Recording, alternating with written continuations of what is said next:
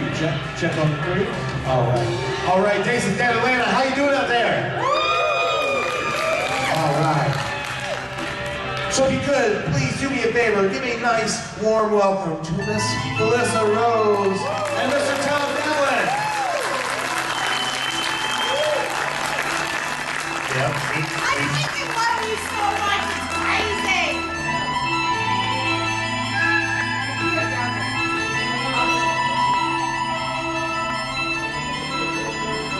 I heard this music. Welcome to the show. How you guys doing? Had a good weekend so far? It's been amazing. I love this show. I love Days of the Dead, and I freaking love Atlanta. Woo! It's been awesome, man. Yeah, so Tom, you're I love a new Tom. addition to our group, and welcome aboard. Yay, Tom! For those of you that don't know, Tom is now taking over the Makeup Effects Challenge. What's the official name of it? So it is the Makeup and Monsters Showdown, Tom Devlin's Makeup and Monsters Showdown. I'm new as part of this crew or staff kind of here, but I have been involved in coming to Days of the Dead since day one in Indianapolis on the first Days of the Dead. So I have, and I was here in Atlanta last year, and I've done several Days of the Dead shows. Oh, I love it. That was good. And Tom Devlin is the most humble person you'll ever meet. He's the best special effects artist. He's one of my dearest friends, and if you get a chance, watch all of the films he's worked on. He was on Face Off, and he works with me on all the films I do because I need Tom Devlin. He is just amazing to be around, and that's so important when we make films. We want to be with our best friends. It's true. No, it's absolutely. It makes everything work smoothly. So Yeah, that's true. When you like the people you're working with, everything works smoothly. Absolutely, absolutely. Which is why I always like our panels, because see, usually we do our panels on like Friday afternoons, and I usually start out the panel with a serious question, and I'm like, all right, Felissa, do you prefer vodka or tequila? Oh, yeah. Oh, and by the end, She says both. She did say both. I'm all wrong. I mean, you know what? Maybe that's right. Maybe drinking that vodka and tequila is good. Because by the end of the panel, we're having a blast. And that's why I love conventions. I just want to say that. Because meeting everyone, I mean, we're all friends. We're a community of love and sharing and coming together. We all love horror movies. And I just think connecting with each other is like the greatest joy in my life. So thank you so much for being here and just being my friend. Thank you. We're a community of love and togetherness. I know, that's all I want. Guts. But if I could do that, I would. Like, everybody hold each other. I know, I'm so cheesy, but it's the truth. You know how I am. No, I absolutely love it because, like, here's the thing. I was a fan of conventions, and I attended conventions before I started doing Days of the Dead. I actually DJ'd one of the horror hounds that Bill was at, and I was like, oh, this is pretty cool. And then, he came to me, he's like, hey, we're going to do this thing called Days of the Dead. I want you on board with it.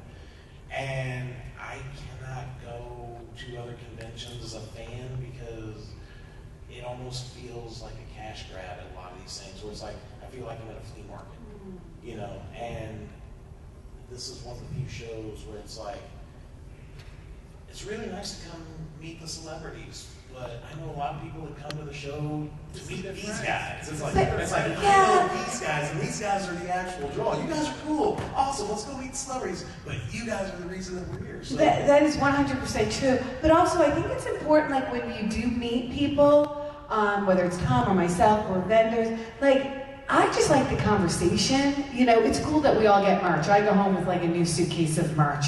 But I think it's more important to talk about the films we love from years ago, and just get to know each other. That to me is like always the top of the list, So that's why I have the best time. The parties, Friday night, oh my God.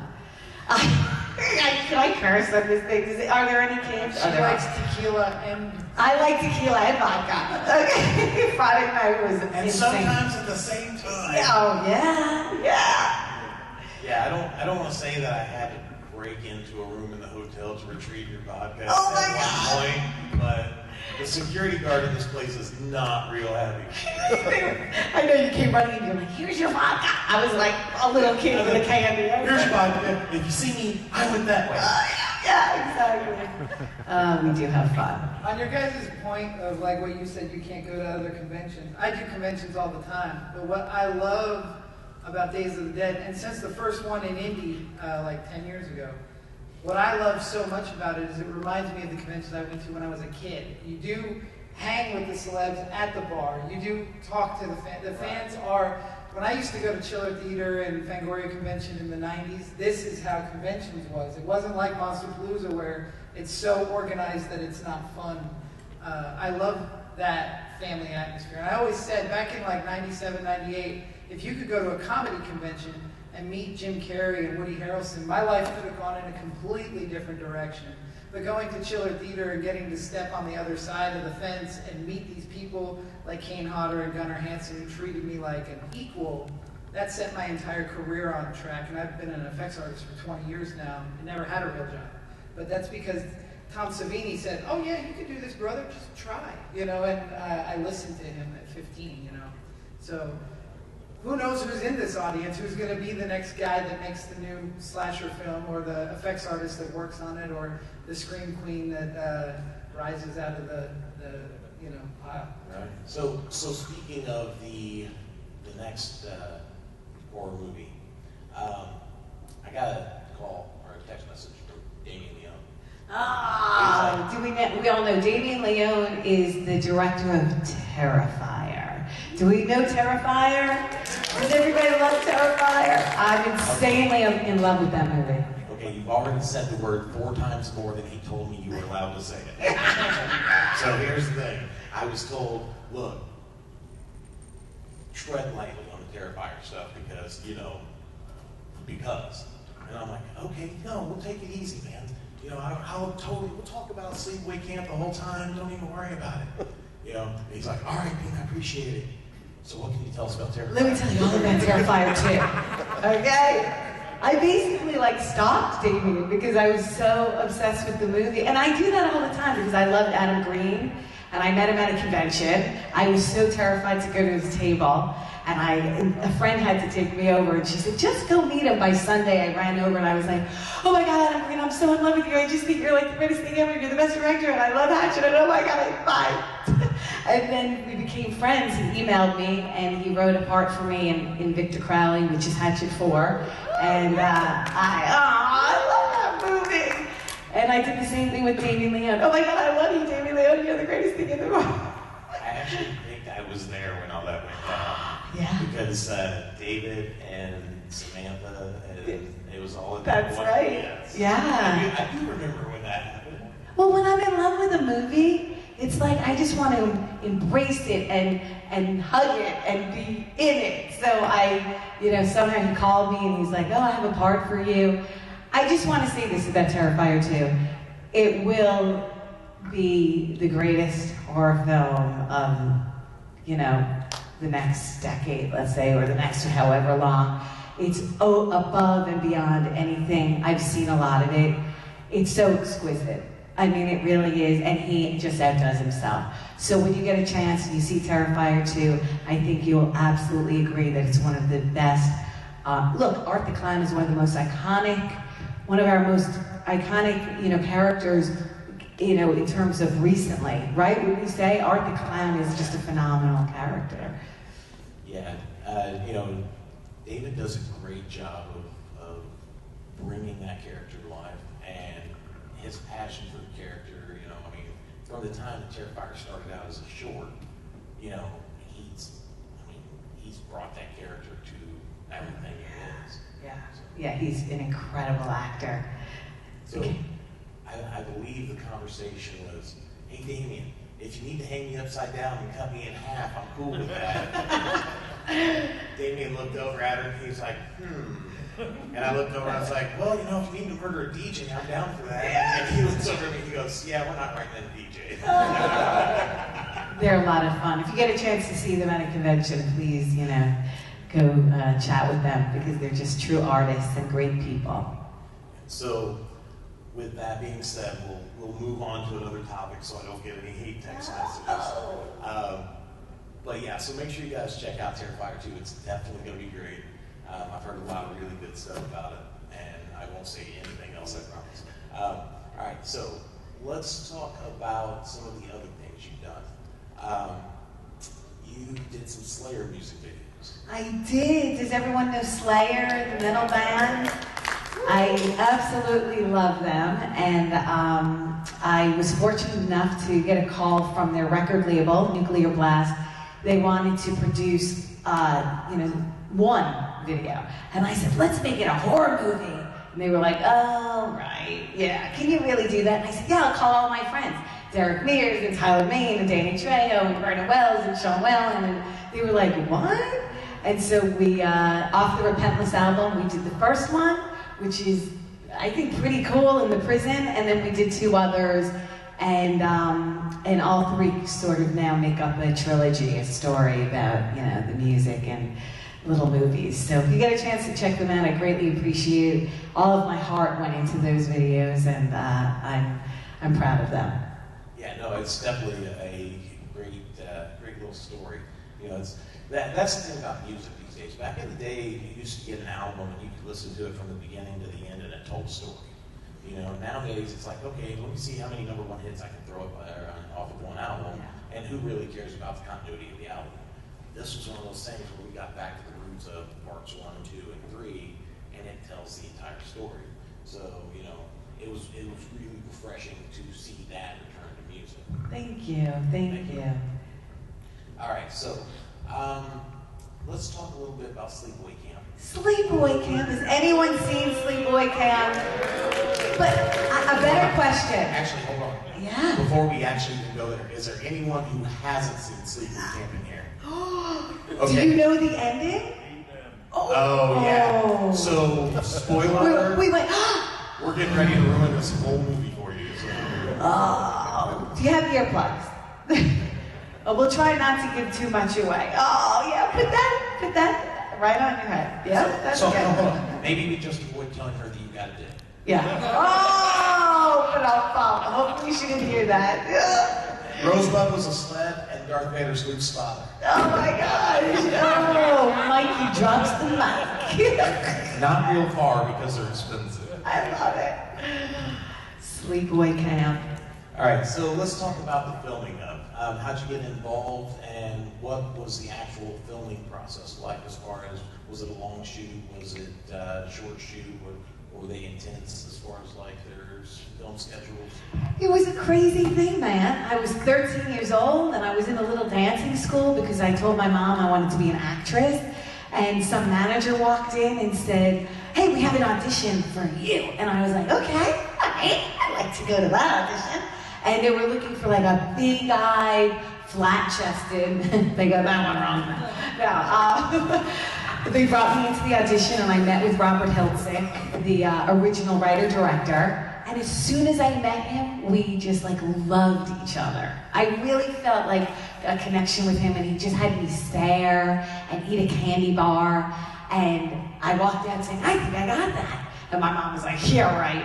And then we got the call that I did, and before we knew it, we drove to upstate New York for 5 weeks, the first 5 weeks of 8th grade. So I did go to the first 5 weeks of 8th grade, and it was the greatest joy of my life.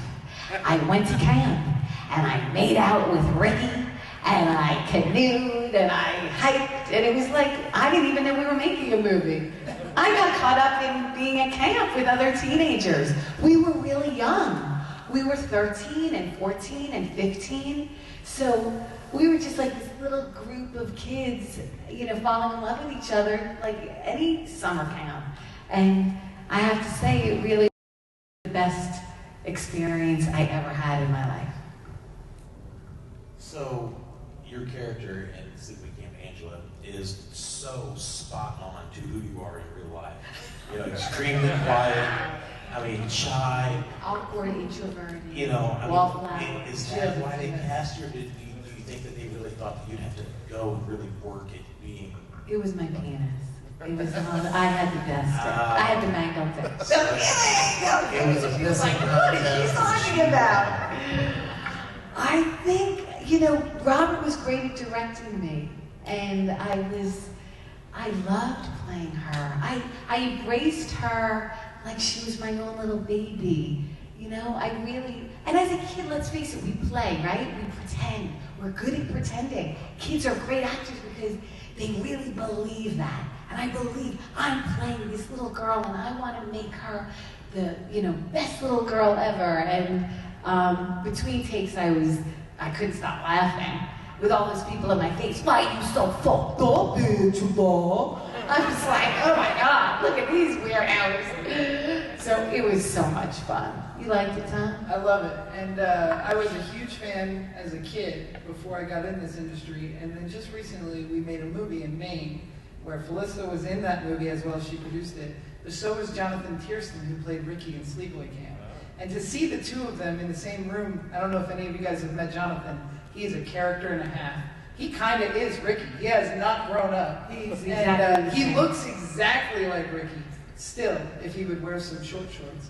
And but to have those guys in the room sharing conversations together. We have, I'm so sorry to cut you off, Tom, our other bestest, most amazing friend in the world, Dave Sheridan! Yay! Come on up, Dave Sheridan! Dave! Let's do it! That's You don't perfect. sit in the back of the saddle, dude. Yeah. You don't sit in the back of the saddle. The three of us, I feel like This we actually just, works. It's a traveling carnival. it's a traveling carnival. We just do all our movies and projects together. And Dave and I have played everything from The Worst Enemies to Lovers to, Brothers, sisters, brothers, cops. Woo, woo, it's the sound of the police. And we had to play cops. It's like wrangling kittens. Yeah. Honestly. We're out of control. Yeah. Sister-in-law, soon, Yeah. right? Sister-in-law, yeah, that's right. Yeah. Husband and wife. Husband and wife, we just played Newlyweds. Husband, no, we're about to You're get about back to to. wife Oh yeah, thank in you. his film. Yeah, Yeah. can't wait for that, thanks. She's so excited. I'm so excited. Dave Sheridan. Yeah. You're a great actor. Is everyone familiar with some of Dave's work? He is amazing, aside from Doofy and Ghost World and Sex Drive and Bubble Boy. Devil's Rejects. Victor Crowley. And the cops. Yeah. Film. The Cops and Time's Up. Time's up. It's the sound of the police. When you guys see Time's Up, I know she said that Terrifier 2 is going to be the greatest movie in the next 10 decades or whatever. Time's Up will be the best movie in the next. Thank you. Time's Up is our latest film, and I was fortunate enough to work with the greatest crew, Tom Devlin, and the greatest actors, Damien Maffei, who's in The New Wrong Turn and The Stranger and Pray at Night, and Haunt, he's the devil, and Hannah Fierman from VHS, and Elsie Holt and Cheney Morrow. It is a crazy movie, and I hope you all enjoy it. It's a great story. Flashback slasher film, very reminiscent of Scream without the self-awareness. It feels like Woodsboro Murders, but without the self-awareness. Yeah. Pretty awesome. Did you talk about Stone Cold Killers? No. You didn't? Why did you work on that? I thought Stone Cold Killers was called. Killer Rose. It was Killer Rose. originally Killer titled Killer Rose. It's But not, titles it's get not changed. Stone Titles get Cold changed. Killers. Though. Scream was originally called Scary Cold-blooded Movie. killers. Cold Scary blooded. Movie was I Know What You Did Last Halloween, and then we changed it to Scary Movie.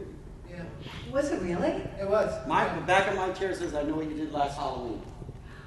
Wow, that's interesting trivia. I did not know We that. changed it to Scary Movie when we found out that Scream was dropped the originally title called of Scary Movie. Yeah. Yeah. That's really cool. Yeah, the three of us did a movie. It was titled Killer Rose, and this is kind of a funny story. Oh, can I say one thing about that? Yeah, so Jamie yeah. Kennedy, him and I have done stuff together, so his back of his chair says Scary Movie. Because they shot it under Scary Movie.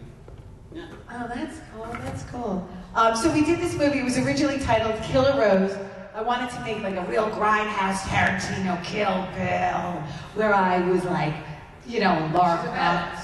Yeah, like Tomb Raider with guns, and And the funniest thing is, I wanted the role written for Dave Sheridan. He No, plays. the hot chick? The kick-ass chick? I wanted you to play the hot You chick. played that. She was just like, I thought she was pretty badass, you know. Just, She was very badass. She had Yes. guns, leather pants. Emphasis on ass. all right. And so then I had the part of my nemesis, like worst enemy ever, written for Dave Sheridan. We get to set, we have the biggest fight. So I sent him a text, don't. I didn't even know what I said, actually. So he I got he text. said something, and I texted him the next day, and I said, "Don't you ever talk to me again." And look what we That was like 7 a.m. And, you know, I basically didn't reply. I was like, I'm not going to say But that was Maybe worse. that's not for me. That was the worst part because then I got in the fuck. makeup trailer and heard about You're how not he gonna couldn't win. reply You're to not her, and he's supposed to be in her movie, and she's like, "Well, now he's not even talking to me. He's gonna. You said don't talk to me This is again so the rest of your life." disrespectful." But you know, it was good because we're kind of those actors that we gave it to the method of we had to be really It worked, like it worked hating so each well other. for the movie because they hated each other in the movie, and it showed. I mean, it really. You felt the tension. Dude, it was some of the best character work I've seen from both of you. It was so good. This guy was such a badass. Like you actually believed that he had no problem cutting people's fingers off and shit. Yeah. And she was just this hot killer that was out for revenge, and she kills everybody. I killed everybody in the movie. Yeah, it was so fun. I want to go back. I hope. Well, we don't know if you killed me. Well, we don't- Spoiler alert it. hello. It comes out in April. That movie comes out in April. Top of April. That's Yeah. very It soon. was, Cold-blooded it was an killers. action film, but we chopped people with chainsaws. We Yeah. we shot people. We stabbed people. Yeah. We ripped their faces off. Like it's an action movie with guts, so it was really cool. Yeah, it's grindhouse. Yeah. And so let's talk about special effects. They're so special. Well, some of them are, some of them are not. I feel That's bad what we for all just the agree. effects guy. The- It is special. The thing is too, is that there's a there is a difference between special effects and makeup effects. A lot of people say, oh, special effects, special effects. Special effects guy blows up cars and throws things through windows. Right. I Great do, window. I do effects through makeup, which is makeup effects. And that is, sometimes I have to do special effects because we're on low budgets. We gotta make things happen. But as far as makeup effects goes, I mean, I know you underwent some heavy prosthetics in Return to Sleepaway Camp. You were a 500-pound woman at one time, and you've worn the prosthetic. It's not easy. Was that was prosthetics? Yes, yes. And there was that booze, blackjack booze, and Yeah, booze, rods, and blackjack. yeah. And then Dave's worn heavy prosthetics in Haunted House and Haunted House. But talk about how difficult it is to perform through that. You talk about Art the Clown playing that character. He is performing through 1.5 inches of foam latex. Yeah. I mean, it is very difficult. Well, and that's one of the things that I truly liked about Terrifier was the fact that it was probably 95% practical. Oh effects. yeah. Oh. You know, very limited CGI in that whatsoever. And I don't like CGI. I'm not CGI. I do if it's done correctly. It's a great tool to incorporate. To enhance. If you have a badass alien makeup and that girl sticks her tongue out and they digitally make that tongue grow and A little turn bit. purple Right. a little bit, Yeah. that's So- beautiful. But you gotta have the practical base. So CGI in movies, I kind of equate that to like auto-tune in music. Sure. It's okay here and there, but don't sing a whole song in auto-tune. Right, exactly. Yeah. So, but as far as like, it's nice to see movies are starting to return more to the practical effects. Because I think for a while there, it was all just like, let's see how much CGI we can put in this. It was a new technology and people were pushing the limits with it. I think Guillermo del Toro fixed everybody's perception by blending. In Pan's Labyrinth, they blend digital and practical so perfectly that anybody else would be embarrassed to try not to.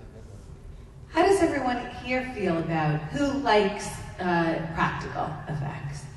Yeah, I feel like even that's why I love the Hatchet If you like the franchise. virtual effects, just pretend to raise your arm. We'll do that later. Yeah, everyone's doing it. we'll just Good put job. the green screen across. Looks unanimous to me. We'll just shop those in later. We'll delete those videos.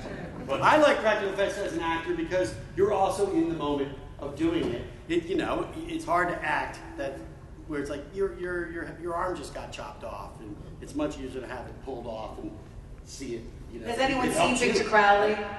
Because Victor I Crowley. did. Yeah, I you saw saw it. it. Yeah, he's amazing in Victor Crowley. He's hilarious.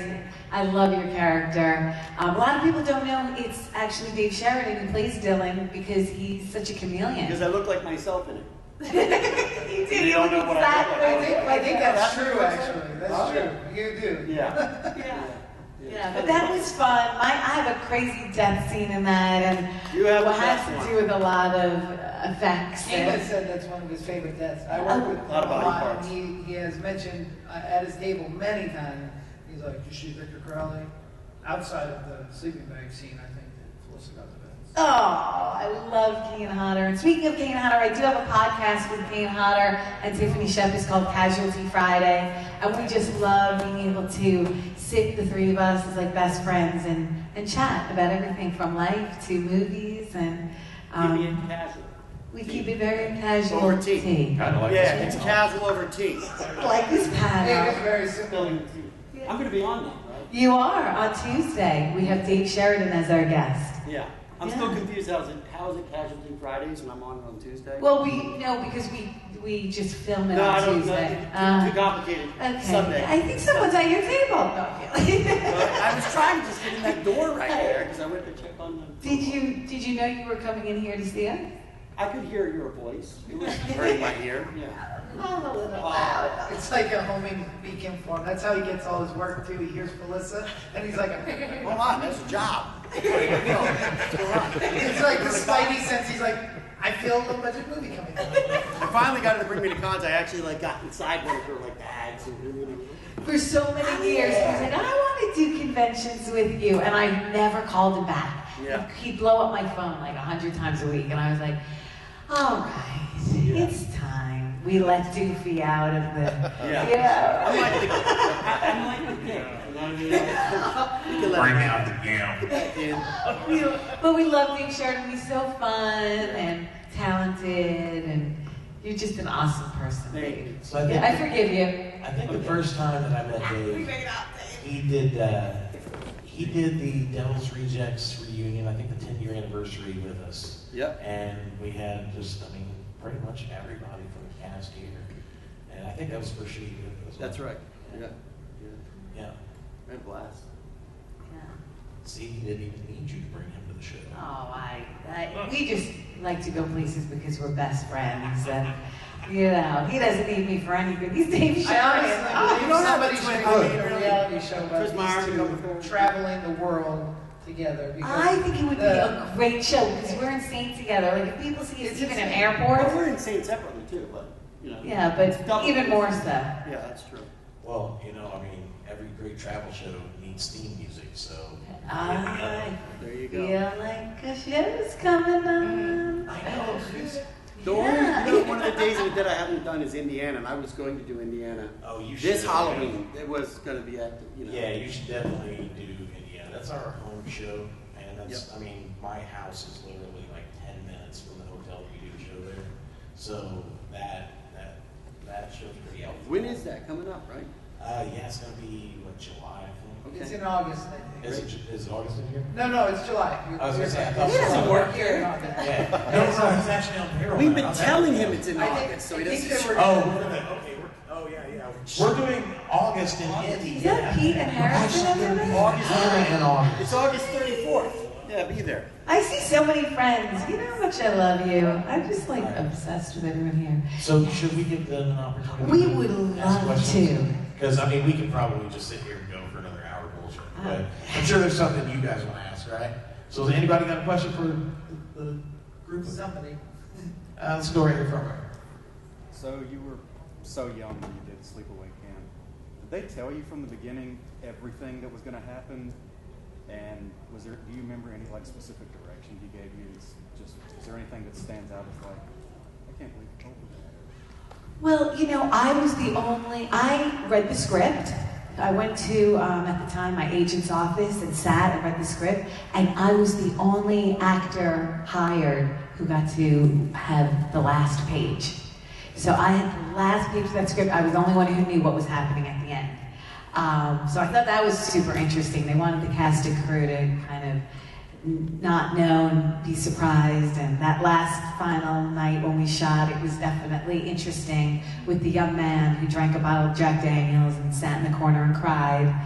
You know, I mean, he was wearing a little girl mask. Okay, it was me. It was Dave Shatner. That would be the greatest twist of all. Because that guy's gone and nobody knows where he is. And we've tried. He would be so great to get to a convention. But if we found out down the road that it is Dave Shatner, and this whole thing was actually Dave. This is just how he's Exactly. to get you. Oh, And he's from the East Coast. That's weird. This is totally. I'm gonna write a movie about Yeah. that. No, I think we should start a conspiracy theory about it. I was Dave Shatner. We should start. Anybody here got a Reddit account? Can I look at the shot again just to see if I want the Well, we actually, That's your bottom. last weekend we did the final scene think it in is a Dave photo Shatner. op. Tom Devlin created it, and Dave wore my camper outfit, the red shorts and the t-shirt, and he took his penis out. So it was like, Which is Now, exactly wait a what minute. he is.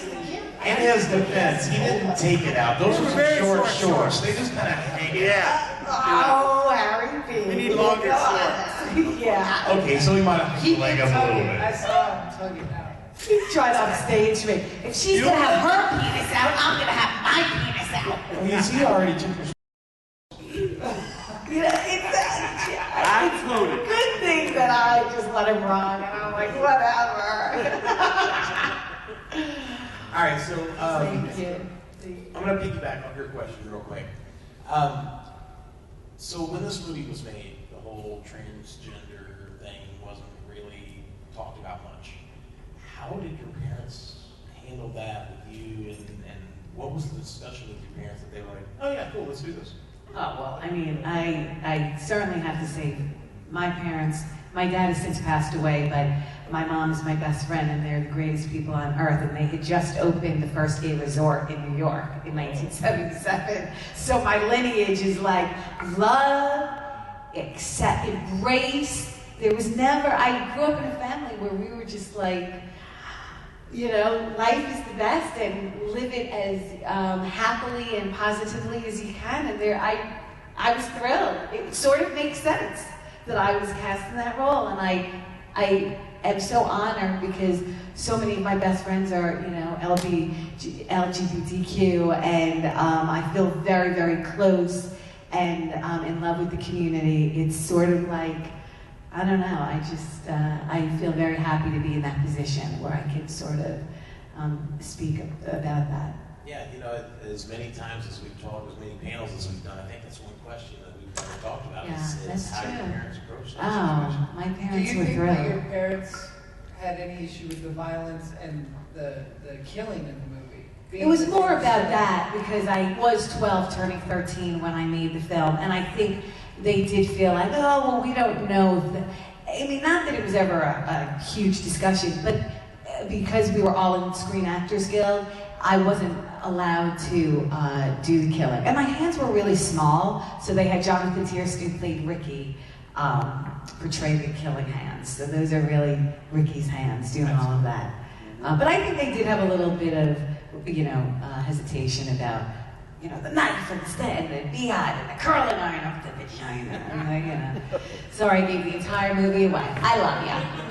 You didn't give it all away. You didn't say anything about boiling hot I didn't talk water. about the boiling pot. I didn't talk about the bow and arrow. Oh, yeah. The kids in the sleeping bags. No, I didn't discuss There's any a of lot of that. stuff. There's a whole bunch of stuff you can figure out. All right, so we had another question right back here, the gal in the red mask. I'd love to know, where were you shooting in Maine? We were in Portland and right South outside Portland. Portland, all around outside Portland. And there was another town where the theater was a beautiful town. Oh, what there was It was up by Shawnee. right by the Shawnee ski resort there. Shawnee Peak, Yeah, right near Where Shawnee was the Peak. town that's right there. Sunday River. We And got, it's we like- got kicked out of a B&B at Shawnee Peak, actually. Brighton. Was it Brighton? It was so fun. I mean, so the film was brought to me by Damon Mathey and Elsie Holt, and they did ask me to produce the film. But, you know, we're in a pandemic. and I live in Los Angeles, and I'm producing, the film that needs to take place in Maine in snowfall, and it was quite interesting. But when you're insulated with your best friends who are supporting you and rooting you on, really my cheerleaders right here, they're like, you could get that movie theater. It was difficult. I was only insulating because it was in Maine and it was cold. It was very hard for me because I really needed to lock down all of these locations. It was a location-heavy movie, and no one really wanted to commit because it's not Los Angeles. Because of the pandemic too, Maine was very like most places. They were weary of a bunch of outsiders coming in. Everybody that worked on this movie, only one of them was from Maine. So it was just weird how it worked out, and it was a battle uphill from the beginning. Well, it was mainly because the locations were mostly municipality type of locations because it takes place in a high school, a lot of it, right? So there's once the schools weren't available, then we had to go find an outside theater, an outside basketball court, not outside, but like not part of the school that could play. Wrestling, we had to have a wrestling. Stanford Let's put it this way, I cried a lot of Stanford. tears because I take my job very, very seriously, and I really, this movie meant so much to me. It has a lot of heart, and these are some of my best friends that bring it on, and producing is like my favorite. I mean, I love acting, but producing is just a huge task. You are in charge from beginning to end. You better have your shit together. And I really worked my ass off on this movie, I have to say. So the thing is, with a movie like Time's Up, this is one of those movies that when it's on streaming and somebody puts it on, and they're like, oh yeah, that's fine, whatever. They'll never know the passion that went into making that movie. And that's what I try to, every time I tell somebody about films, it's like, you can't just say that was crap, because somebody fucking tried Somebody fought so for that. hard to make that hour and a half of footage. I mean, it takes 3 weeks at least to do it, And but the movie, I believe, is going to be one of the greatest slasher films right now of like 2010, 2020s or whatever. Time's up, baby! Yeah, it will. It will be a game changer for sure. I'm hoping so. We just have to pray to the editing gods right now. Yes, and the soundtrack. Yes. Who else has a question? Oh, my friend over here.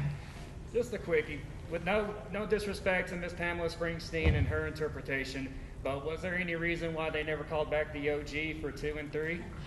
I was called in. I met with Michael Simpson, the director of parts 2 and 3. I did read for him. I sucked. It was a new Angela. I was about 16, 17, and I just really did not connect with the character because it's written in such a comedic way. I felt like disconnected. And I had just gotten into NYU, early decision. It was my dream to go to Tisch School of the Arts, so I chose to go to college and kind of put acting on the back burner. And I think he did a beautiful, casting job having Pam Springsteen. So thank you. All right. How about Ray? So, quick question. Sleepaway Camp, the end, the face you made was terrifying. That sticks out in my mind. What was behind that? Like, what was the drive behind that? The sound and the face, that is iconic. Yeah, thank you. First of all, thank you so much. That was all Robert Hiltzik, and he told me way before we began filming because I had to go into the effects studio to do the mold, and he said, "This is what you'll do for the last job." And I had to sit there like, okay, I got it. And then he had me do my own little primal growls, but they layered it with such great, sound effects and whatnot. And I don't know, but we are doing a documentary called Angela, which sort of opens, the entire universe of Sleepaway Camp, 1, 2, 3, and Return to Sleepaway Camp. And we have not yet interviewed Robert Hiltzik, but when we do, I will ask him that very question. I think that one of the reasons that image is so iconic is that a lot of people don't realize it's a mask. So she doesn't move, a lot of that time when she's holding that knife and the whole deal. I think that frozen face really fits with people. But then it cuts in. Sure. But it's just that that one stoic part is so frozen. You know? It's also like you're hit with the major shock.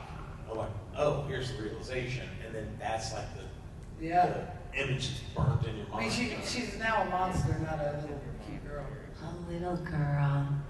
Crazy monster. Yeah, I love both of those. Yes. Yeah. Look at me. I'm really. So much like you care. That's so much like her. Just like her. I saw a question over here. Yes. How much fun is it, because I love seeing it, for you to be the mangled dick expert for Joe Bob? Like, how much fun are those phone calls? Like, is that honoring? Like, I love it. I love it. It's my favorite job ever. I love Joe Bob and Darcy. I love his show. And when they were doing the marathon, he was doing a one and done. And he called me up and he was like, could you come and do the marathon? And I was like, hell yeah. And he said, look, when we do this interview, I don't want you to say anything you've ever said before. You come in with a blank, brain and just say it all. And all we did was talk about how many people I fool around with and how much I drink. And I was like, this is whack. So, I mean, before I was married, and he was like, oh, this is so fun. And fortunately, they got picked up. And when we were at Scarefest, he came to my table and said, we got picked up, and I want you ready, to be my mangled dick expert. And I was like, oh, I'm just crying. This is the greatest day of my life. And I love them, and I love my job. And thank you so much for watching. Yeah, so this weekend was the first time that I've ever actually met Joe Bob. Yeah. Really? Yeah, it was just... Oh my gosh, he's the greatest. We have visited each other on several occasions, but this was the first time I actually had a panel with him. And he came up before the show and he goes, Felissa told me about these parties, and I'm glad that we can finally be at one. I know. And I talked about Days of the Dead on the show. My first interview. No, you're sitting here talking about the Days of the Dead parties of Joe Bob Briggs, and all of a sudden my phone's like... And I'm like, because it was live Right. in July 13th of, I think it was like 2018. I had like 27 text messages like, Felissa's talking about Days of the Dead, how awesome the parties are. That's awesome, you should turn on right now. I'm like, I'm already watching it, quit bothering me. It was so fun. He's like, and you've been known to drink 1 or 2 cocktails. I was like, Joe Bob, I drink like 38 drinks in the first hour at the party. Let's call it what it is. He's like, I gotta go. We had more than that at the panel. It starts at the panel. I'm like, yeah, it's so much fun. Oh, gosh. I really love All right, it. how about another question out here? Come on, Pete. Yes. Straight back. If you were to play a fictional and non-fictional character, like, of your choice, like, who would you be? Oh, I don't know. That's good. I want to be like I want to be in like a Leatherface. I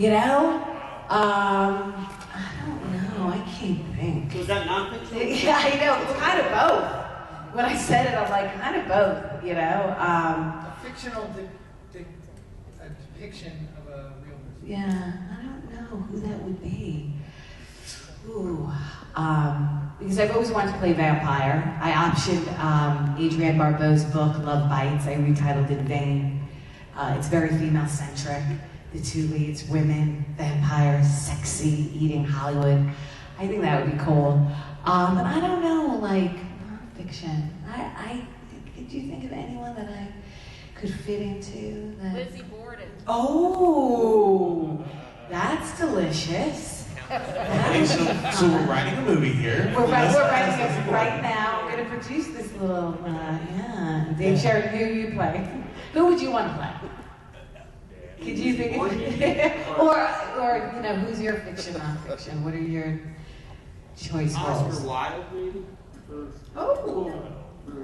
nonfiction, but the stuff he wrote, Yeah. stuff is really cool. So, fictional? Oh, man. Other than Yeah, no. Freddy Krueger. I'd rather than Freddy Krueger. If we're talking in the horror world, like Yeah. that, icon. Yeah, maybe Marilyn Monroe. No, She's I didn't. Me? For you, yeah, that would be good. Yeah. See, I've always wanted to see them take the movie 13 Ghosts and break it down to the backstory of each Backstory of each character. That would be gold. That could be an awesome You could be the series. screamer. Yeah. Oh my gosh. Fuck yeah. I'd like to see you play the aunt in Oh, it's Sleepaway Camp. Like Yeah, that's a good one for me. Aunt Martha. Richard, Angela.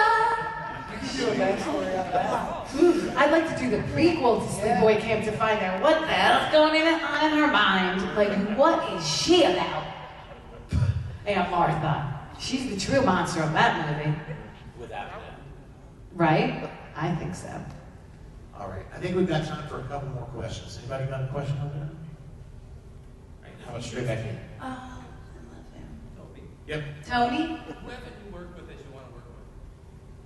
I'd love to work with Quentin Tarantino. I'd love to work with, oh gosh, so many people. Kathy Bates.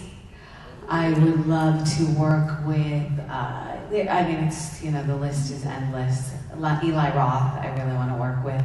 Greg Nicotero, who's my really good buddy. He came to my table yesterday. Yeah, so, I'm just saying, maybe Creepshow. Just thinking out loud. We'll see if we're doing the Lizzie Borden movie. Kathy Bates can play Monk. I live for Kathy Bates. Yes. So we've got to work out what we call 30 wax. Ooh, we better talk about this further. That's good stuff, right? This is going really well. And then we have another question over here. Yeah. Right back in the very back. So, it already got been brought up with the short shorts, but Sleepaway Camp has a lot of homoerotic stuff going on. Like, what's the deal? Yeah. I do feel like, especially during a time when we were seeing a lot of boobs in films in the 80s, there was a lot of gratuitous female nudity. I actually think it's super cool that we were with boys going skinny dipping with their bare asses, and then when Ricky does the little joke on Mozart and his ass is in his face, and certainly we're figuring out gender identification, sexual or identification with Angela and Peter and the fathers.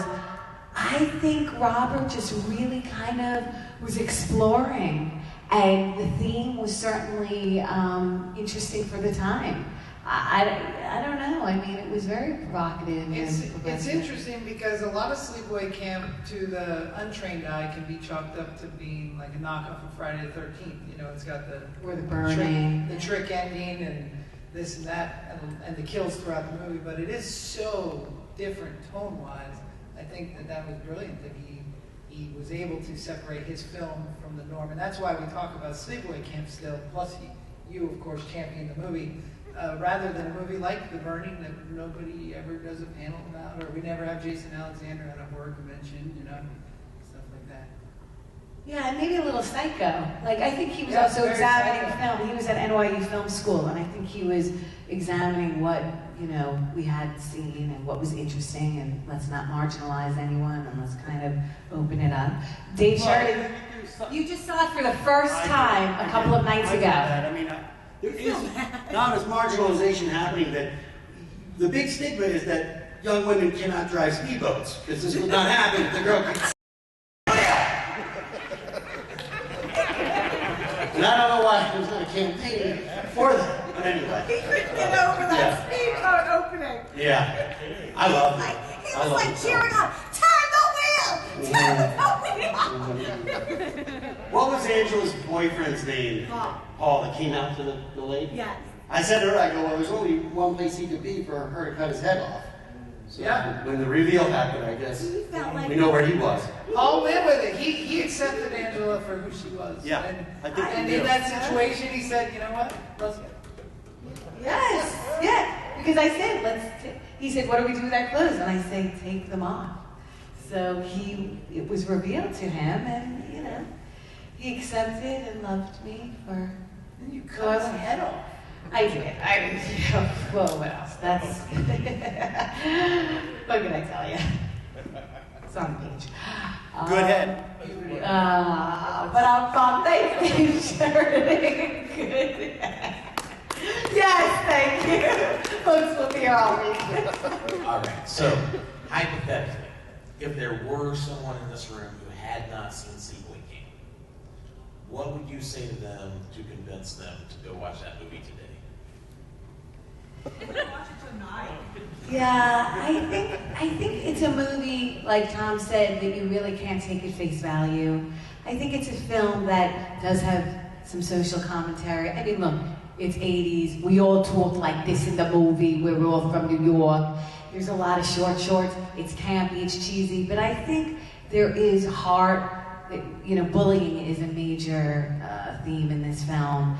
And it fits today's political climate better than it did.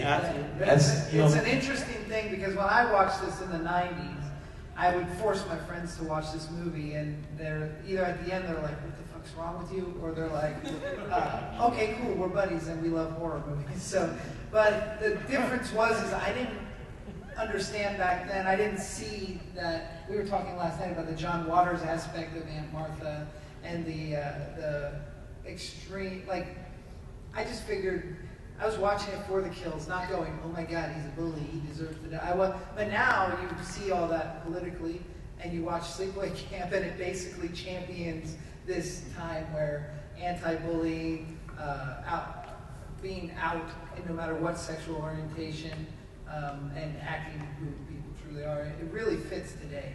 Let's embrace and love. And that's for me, that's the end of the story. And it's amazing effects. Yeah. You know, it's funny because there aren't too many movies that, 27, 28 years, like whatever it is, it's more relevant today than it was when it was released.